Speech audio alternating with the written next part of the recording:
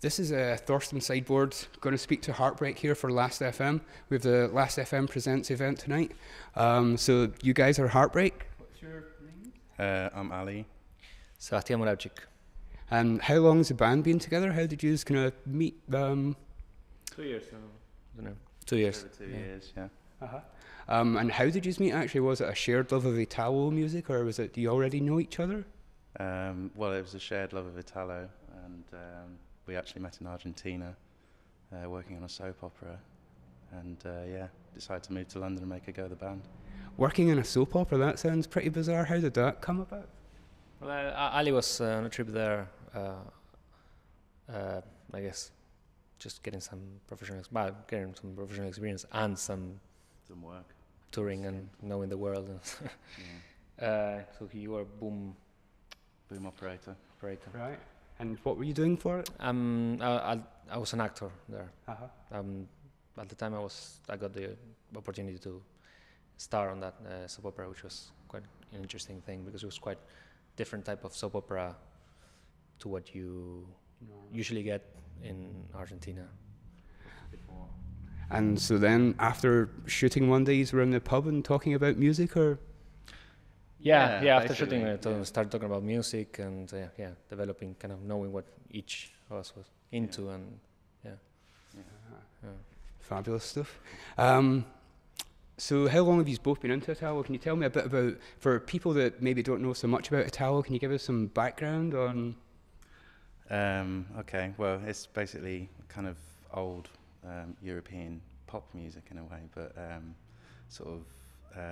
I guess we're talking 78 to 85 synthesizer pop music, mainly done by Europeans. It's kind of snubbed by the English at the time.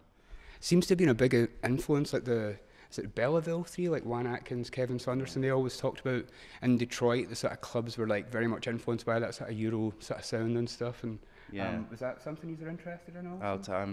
I come from that Detroit thing. That's kind of what got me into DJing. You dug backwards to discover Italo then? Basically, yeah. But I actually lived in Italy when I was a kid, so once I rediscovered it, it all came back to me, kind of thing. So it was bit of a nostalgia trip as well. Right.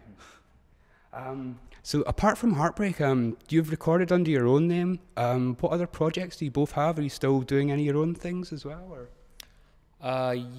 We are releasing solo stuff here and there. We're mainly focusing on Heartbreak, but we're releasing stuff on Decent Records and some other independent labels such as Leica Records, Cyberdance Records, Human Shield. And Ali's been recently released by Bunker as Session. I think I've seen that. Was that a compilation or something? Compilation, it's just one track. But that's super good to go on. Yeah, it's an honour to be on there, absolutely. What's your involvement with Human Shield Records? Are you involved with that yourself, or is it just? I sort of set it up, and with Pete and Danny, who we're all the three of us are Sestrians, who just have a sort of fondness for dark electro and that sort of stuff. So we've got 2 records coming out pretty soon on that label simultaneously. So that's fabulous. Look forward to that. All right, I'm going to consult what else I've written here and stuff as well. Last year you put on a couple of gigs, wasn't it? And you brought over, what was the lad? Casco. Yeah. That's in October. And have you still been putting on other shows? Was that a one-off, or? That was the last one we did, but we've just been very busy lately, concentrating on album material we're writing, and it's a lot just of stuff going on really. Yeah. It's all Heartbreak at the moment. So doing some remix work. Right. And so you recently signed to Lex Records. We're in the process. Will we edit that bit out? We're hopefully signing next week, but it's not official yet. It's not official yet, but we're in very good terms with them. Right, fabulous. Yeah. That'll be an interesting move for them. It's a more hip hop label, and they're moving into other areas. They want to kind of expand the range of styles they work with, but also people in there are quite into Italo anyway. They're quite into the scene in terms of their own personal interests, so they're kind of expanding in that area as well. Right. they're interested in kind of that kind of influence. Really, it's not like we are an Italo revival or group or something, but obviously the influence of Italo disco is very big. It seems there's been a lot of sort of Italo things I've noticed the past few years. I'm not a big fan at all, but does it seem like there's a large resurgence, a healthy scene in London, or is there anywhere else that has a stronger scene or anything? It's a pretty select scene. I mean, it's healthy, but it's very small. Right. I think there's a slightly bigger scene in Holland with the CBS and everything that's going on there, which is really good. But in London, I mean, there's kind of like a few little crews, but it's really small. But that's kind of nice in a way. Everyone knows each other, so that's quite cozy. You know, so. It's kind of, I think it's little scenes spread throughout Europe and Scandinavia, really, which is quite. I was just finding out in the last days through MySpace, really, about there's kind of a scene in Madrid as well. Right. And there's a very famous shop in Barcelona, but I didn't know there was actually quite a few followers there as well. And they're, as intense about the whole vinyl collection as anyone else in the scene. So they're really spread out throughout, and there's some people in Belgium doing amazing stuff. Poland as well. There's apparently some fanatics over there. Doing some research this afternoon, I was reading on like Wikipedia, just trying to catch up, and it was mentioned like a Poland scene actually. Yeah. It sounded quite interesting. There's quite a few Polish bootleg compilation CDs and things like that, isn't there? So I think it's much more enjoyable when a scene is small like that. It sort of keeps it more. Underground's a bit of an overused word, but it's just much more friendly, and everyone's more receptive to new things. Yeah, I mean, I only really managed to appreciate the value of the underground through Italo disco, because it's kind of a different thing to be kind of sharing that type of music in an underground scene. Yeah, and it really makes a big difference when you consider other more mainstream scenes that are somehow related to disco, but this scene is really it's completely different in a way, even though it shares so many similarities, even musical similarities of one sort or another. But the actual music itself is it's a different world really, and the underground is the only way of keeping it fresh, I think. So what can we expect from the show tonight? From what I've seen before, it's quite an extravagant stage show and stuff. A lot of time and effort goes into the actual stage show, and it's very entertaining. Is that something you think about a lot, the actual performance side of it, or is that natural to you? Is like just when you're performing? We never really discussed it, did we? We never really sat down and discussed it. We one of the first gigs, or the first gig we did was in Brighton, I think. Yeah. At Cassionova's home, actually. It was kind of our spiritual leader. They played the last one you put on as well, didn't they? Cassionova. Yeah. Cassionova, yeah. His first live set at the Old Blue Lass, which was fantastic. Right. Absolutely great. And he's a brilliant DJ, and he's just a kind of a spiritual leader for us as well. So we're kind of following his vision a bit. Is there many other sort of current bands who you would like recommend, who you admire, UK or otherwise? I don't know about bands, but there's lots of really interesting nights and circles in, even in London you got Future Brain, which is really, really good, really into all the good stuff. In Newcastle you got Road to Rimini, and they're fantastic, fantastic nights, and up there got lots of really talented people, amongst them Shemale is involved. Yeah, Shemale's great. And everyone else are really good DJs and some interesting producers more as well. More DJs than bands really that currently that are sort of that we admire, kind of thing.